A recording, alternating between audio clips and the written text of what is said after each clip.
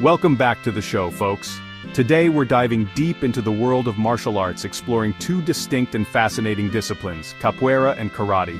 Picture this. Brazil's vibrant energy meets Japan's disciplined tradition. It's a clash of styles, a dance of power and precision.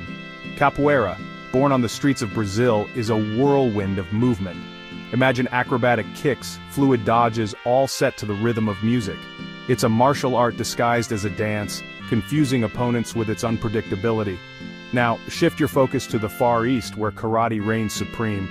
This Japanese art form is all about focused power. Think lightning-fast strikes, rock-solid stances, and an emphasis on devastating blows. Two distinct styles, each with its own strengths and weaknesses. Today we're breaking down the walls between them to see what happens when these worlds collide. Let's get down to the nitty-gritty, folks.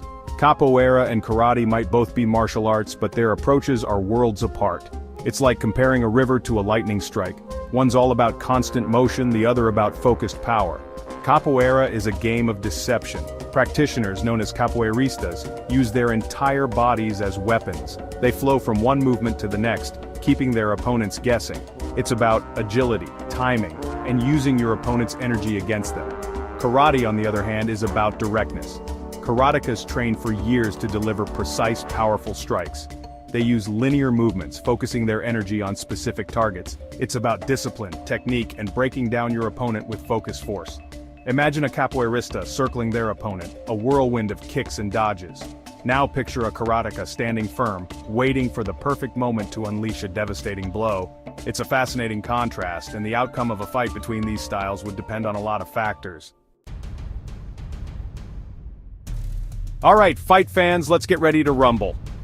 The excitement in the air is palpable as we gear up for an electrifying showdown. It's time to put our theories to the test with a hypothetical 3-round match. This is where skill, strategy, and sheer willpower come into play. In one corner we have the capoeirista, a master of movement and deception. Their fluidity and rhythm are unmatched, making them a formidable opponent. In the other, the karateka, trained in precision and power. Their strikes are calculated and devastating, a true testament to their discipline. The bell rings and the capoeirista immediately goes on the offensive, using their agility to circle their opponent. Their movements are almost dance-like, mesmerizing the crowd. They launch a series of low kicks, keeping the karateka on the defensive. Each kick is precise, aimed to disrupt the karateka's stance. The karateka struggles to land a clean strike, frustrated by their opponent's constant movement. It's a test of patience and adaptability. The karateka starts to adapt, using their longer reach to keep the capoeirista at bay. They extend their arms, throwing straight punches to create distance. They focus on straight punches and kicks, aiming for the body. Each strike is delivered with precision, targeting the capoeirista's core. The capoeirista is forced to slow down, their movements becoming more calculated. They are now looking for openings, planning their next move carefully. Both fighters are feeling the pressure. The intensity of the match is taking its toll, but neither is willing to back down.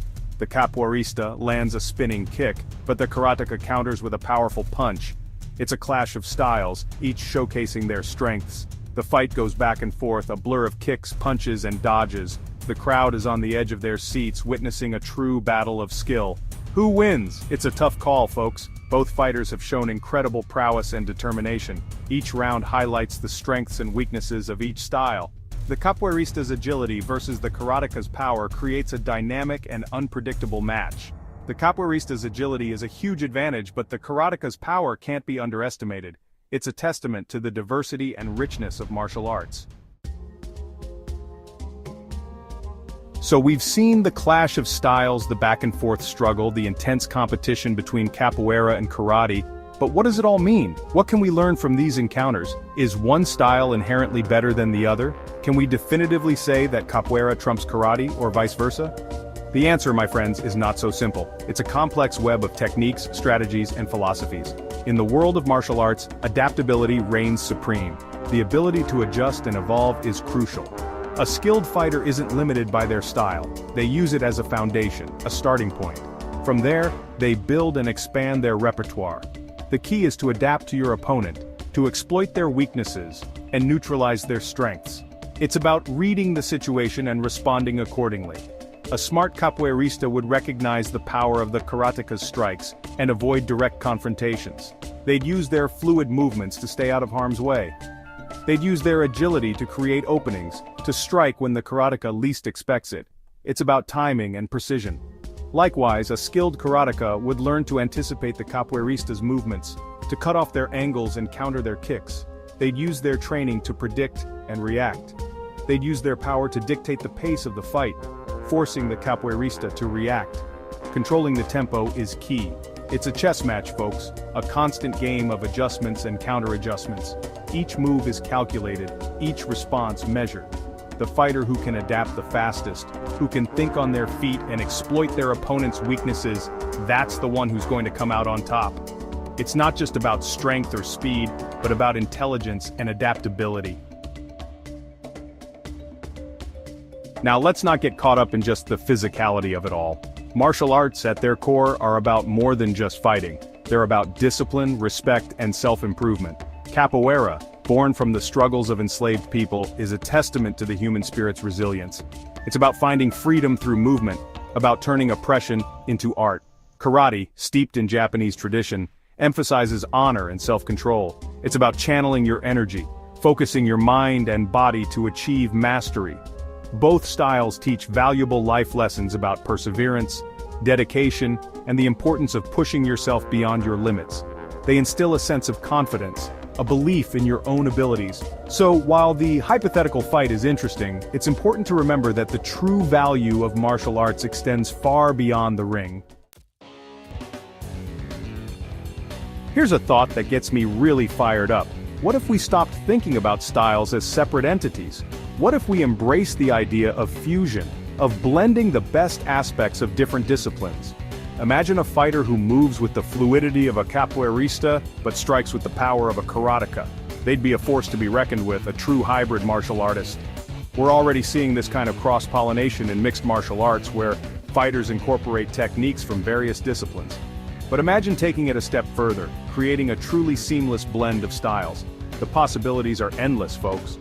By breaking down the walls between disciplines, we can push the boundaries of martial arts and unlock new levels of skill and athleticism.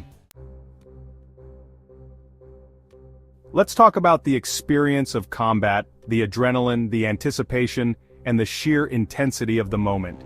It's the moment when all the training, the sweat, and the countless hours of preparation culminate in a face-off. In karate, the transition from training to combat is often marked by a sense of formality. There's a bow, a gesture that signifies respect and readiness. This moment of respect for your opponent before the fight begins is crucial. It's a reminder that even in competition, there's a code of conduct, a sense of honor that must be upheld. Capoeira, on the other hand, often blurs the lines between ritual and reality. The rota, the circle where capoeiristas face off, is a dynamic space where music, movement, and combat intertwine seamlessly. It's a celebration of skill and creativity, where the rhythm of the music guides the flow of the fight. The rota is not just a battleground, it's a stage for artistic expression. The energy of the crowd fuels the fighters, creating an electrifying atmosphere. MMA, with its emphasis on realism and raw power, strips away much of the ritual, focusing instead on the raw intensity and the primal nature of the fight. The walkout, a moment filled with anticipation and tension, the roar of the crowd, the deafening cheers, and the clanging of the cage door, all these elements contribute to a sensory overload. It's designed to test a fighter's mental fortitude, pushing them to their limits. Each approach to combat has its own unique energy, its own rhythm and style, its own way of preparing the fighter for the physical and mental demands of the fight.